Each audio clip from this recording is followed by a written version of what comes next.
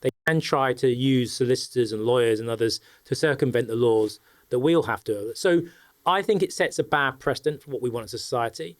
And I think the head of state should embody the values that we as a society hold dear. Now, maybe, a nurse or a doctor or a fireman or a teacher, maybe these are the kind of people that we would want to elect.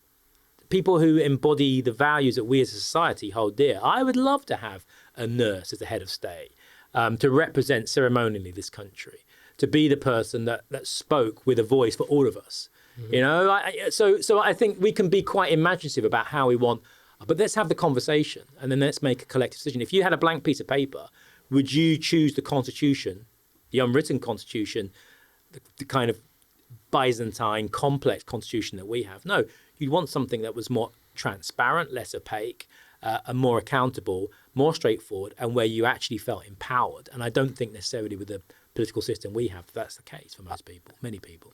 The monarchy, to some people, the monarchy represents what British identity is and British history. It's a 1,000-year-old history that is kind of embodied in this one person. It's an identity for the state.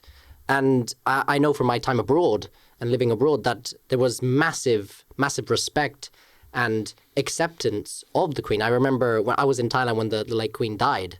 Thailand has a very complicated relationship with its monarchy already, but there was universal acceptance that the Queen represented Britain, represented what we strive to be, and to be fair, they're paying their tax. They voluntarily pay their taxes. They're still exempt from certain legislations. But I think a wider... They're hereditary billionaires. They're hereditary billionaires, but at the same time, they represent something bigger than just